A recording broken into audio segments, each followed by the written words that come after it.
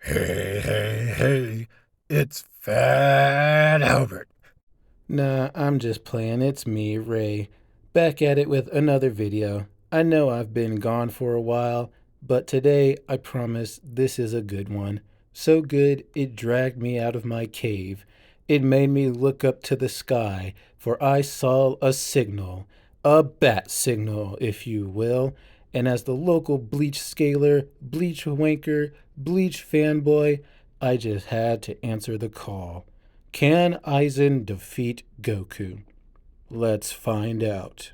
Let's start off with Goku just to make things easy because his scaling is very easy to understand. Like, even a third grader can understand Goku's power scaling. Goku in his fight with Beerus were producing punches that were so powerful that they would destroy the entire Universe 7 macrocosm. The Universe 7 macrocosm is not just composed of a singular universe, but actually contains multiple universal space-time continuums. A few examples being the Afterlife and the Kaioshinron, which are both universal space-times composed inside of Universe 7. At the very bare minimum, analytically speaking, this would qualify for a low multiversal feat, and please Alright, keep that low multiversal scaling in mind.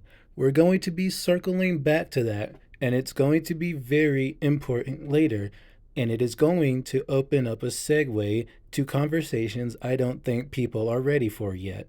this power should also grant Goku infinite speed as well, as the key that he's amping himself with manages to engulf the entire macrocosm in a very short amount of time. This is true because we have many examples of infinite-sized places within the macrocosm, for example the mortal universe, which is stated to be infinite many times. And Goku's energy engulfs that and manages to expand outside of that, so yes, it would be infinite speed. This is further backed up because it's stated within the series that power and speed are correlated with one another multiple times, so yes, this would verifiably grant Goku infinite speed. Goku gets very, you know, I'm done talking. I think you know what I'm about to say. Yeah, he gets very much stronger after this. So yes, he would have a lot of multipliers on top of this feat. I don't have any disagreement so far. We could say that the universe is infinite for the most part, if you don't dig into what the scans are saying and really dissect them and nitpick them. Semantic wordplay, if you will. Let's just say for the sake of argument, yeah, they're infinite in scope, macrocosm, yada yada, big universe. In Dragon Ball Super Broly, Gogeta and Broly achieve feats that are stated to transcend space and time, breaking into super-dimensional dimensions, which are pretty much implied to be higher dimensional. Goku would scale to this because he's above Moro, and he concedes that Moro is the strongest enemy he's ever faced, which would place him above Broly, who committed this feat. This also could potentially give Goku immeasurable speed, which is kind of backed up considering that Gogeta and Broly managed to bring themselves back to regular conventional reality with their own punches, so the fact that they're able to go to higher dimensions beyond linear time and back should be enough to qualify for immeasurable speed. Okay, this is where I might get a little bit nitpicky, because what was that? I don't know if you guys saw that, but let's look at it closely. Go back and see it again. Rewind on the play. Timeout, flag, foul. Let's look at it again. I hope you're all making the same face I am right now after just looking at that, because that's literally just a chapter title. Like, what? Like, pump the brakes there, Broham. I usually give more credit to DBZ scalers than I do One Punch Man scalers, because with my last experience with the One Punch Man scaler, my goodness, and the whole One Punch Man community getting their neurons activated by a chapter cover of Saitama bench pressing galaxies. No, not galaxies. What were they? Black holes. My mistake. But like, what? We're our neurons are getting activated at chapter titles. We're literally becoming One Punch Man scalers. Like, come on, man. And don't think I didn't catch that second scan talking about implying to be higher dimensions when the evidence is literally coming from an interview talking about CG animation. Like, again, what are we doing right now? These are not good pieces of evidence in the slightest. So I'm already going to have to give you strike two. And don't think we're skipping that first one either, because that's the strike three. But again, that's going to come up later. We'll get into it when we get into it. As far as Aizen goes, I don't really believe there's any concrete higher dimensional scaling for Bleach. Yes, I am aware of that one statement Aizen says about Mugetsu Ichigo, but I really think this is just in context to an analogy and doesn't actually correspond to any higher dimensional scaling. And even if we look at the Bleach cosmology, I don't really see anything impressive. Like, you could bring up some sort of hyperspace scaling. I don't think it's that strong. Yes, I am aware of like low multiversal Bleach with the 3 worlds. However, I have been seeing people talk about them being planets like the Living World and the Soul Society, so you could have fun with your semantic playing there, but I don't think either or is going to stand a chance against Goku at all. As far Okay, this is why I said to keep that first scan in mind because we were going to circle back to it, and now's the perfect time. So, just like how you don't believe the Aizen statement of being of being higher dimensional, I don't believe this statement of transcending space and time because just like the Aizen situation, it's just that, a statement. And your supporting evidence doesn't back it up at all because they're trash. Just being honest, okay? Your supporting evidence is a chapter title and an animation interview. I would personally say you'd have a stronger argument just using the Jiren transcends time statement because at least that comes from an angel, and angels in the settings are shown to be quite powerful, and I would wager to say rather knowledgeable too. And I would honestly say this statement has more weight than your statement, if that makes sense. So I gotta call cap on the higher dimension and I gotta call cap on immeasurable speed. Now, we've gotten immeasurable speed out of the way. Now let's circle back to talking about infinite speed, a speed that I think Aizen scales to quite well, especially when you break down and truly understand the scope of the Bleach cosmology. First off, just saying that they are planets would just be incorrect, objectively speaking. Just from the image of the picture of the overall cosmology map alone, looking at the world of the living, not only do we see Earth, we also see the moon in it. So, just from your own scan alone, we can already instantly debunk the idea of the world of the living just being a planet. And if we look to the anime, the world has a day and night cycle, so we can logically conclude that it has a sun. So, again, just saying that it's only a planet is just illogical and downplay at this point. And because we know that Soul Society is a parallel realm compared to the world of the living, we can also automatically conclude that it has a planet, a moon, and a sun. And again, just from the anime alone, we know that it has a day and night cycle. And coming from the manga, we also know that Soul Society is capable of having starry night skies, meaning that the realm is way bigger than a solar system at bare minimum. Now that we have a bit of a size and scope in mind, let's tackle the speed argument because I believe in speed they are far closer than one might believe. The reason for this is simple. Soul Society, the world of the living, Hueco Mundo, the three realms, all of them are disconnected spacetimes, just like how in the DBZ macrocosm, Hell, the mortal universe, and Otherworld are also all disconnected spacetimes. We know this to be true due to the nature of the Dawn Guide. As explained, it cuts off Soul Society and the world of the living from each other on a space-time level, on top of having its own space and time. Not only that, but the Garganta itself also has its own space and time above even that. And yet, one character from the anime, Senju Maru, with the flick of her Bankai, makes a shockwave that shakes the entire Bleach cosmology.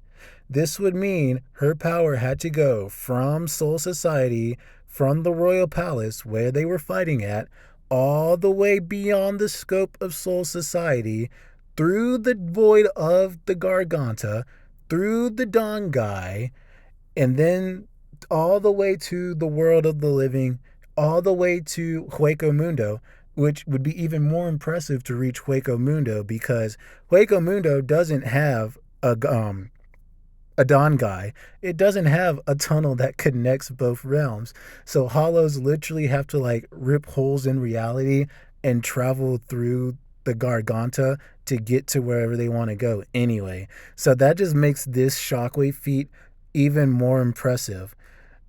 And also infinite speed.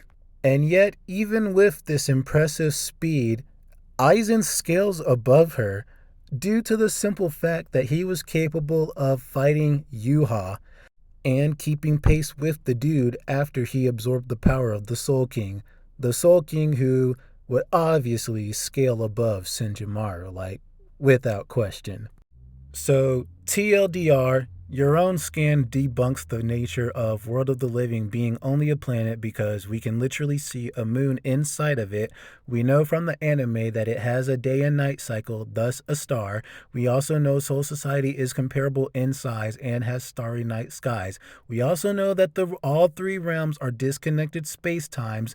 We also know that Senjumaru's shockwave traveled and reached all these disconnected space times, so that would be infinite speed because she shook the whole cosmology. And we also know that Yuha was going to destroy said cosmology, so that would actually support the claim of low multi-scaling that you also gave for Dragon Ball. So in terms of stats, Aizen and Goku are equal. As far as power and speed goes, Aizen will not be able to hurt Goku, nor will he be able to perceive any of Goku's movements, so it's very bad in the physical department for Aizen. Yes, I'm also very aware about Aizen's Hogyoku, but this is not going to matter as Goku has been able to erase immortal beings like Zamasu via the Hakai, and even if you don't want to grant that Goku has the Hakai because there are some weirdos out there who are like, dude, Goku doesn't have Hakai. Okay, did you know that knocking out is a win condition? Also, Goku could just use the Mafuba as an alternative. Yeah, there's that. Pretty cool. Also, Aizen admits that being killed is possible for him, so this whole idea that Aizen is truly immortal is completely contradicted by Aizen himself. But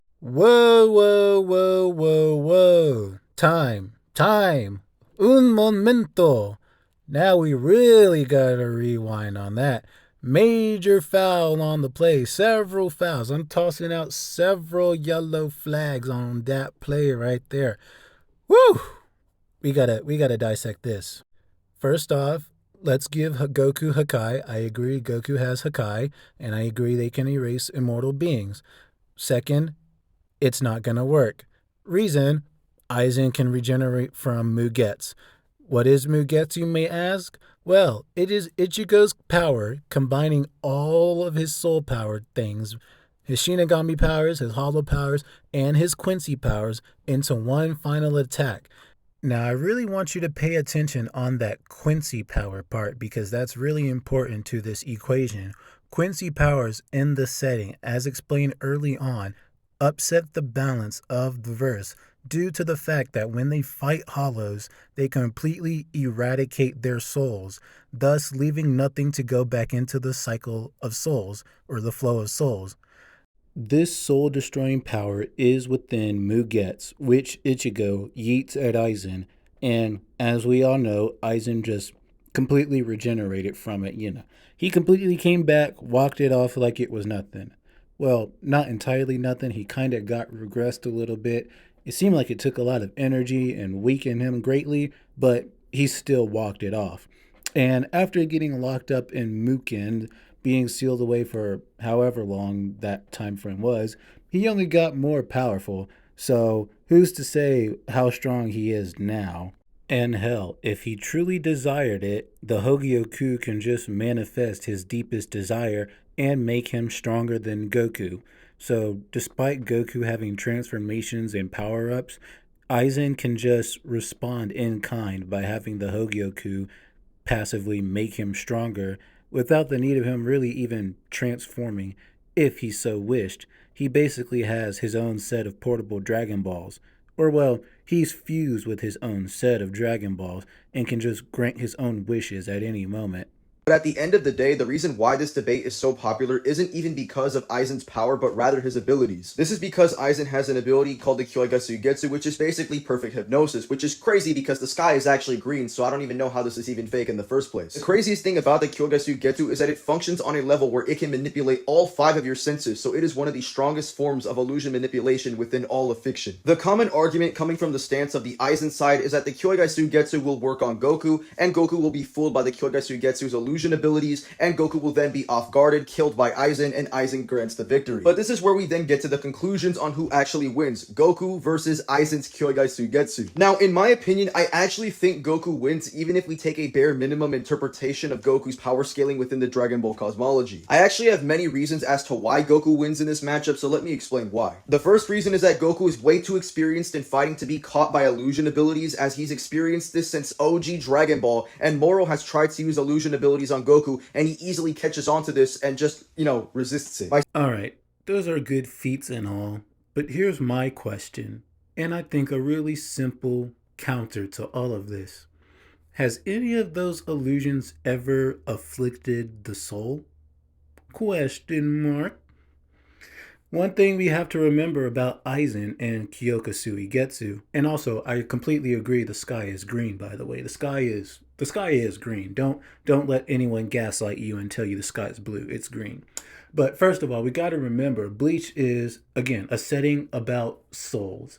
And unless we're doing some kind of verse equalization, and even if we do that, everyone in Bleach has some resistance to soul hacks because everything affects them and their soul bodies, you know?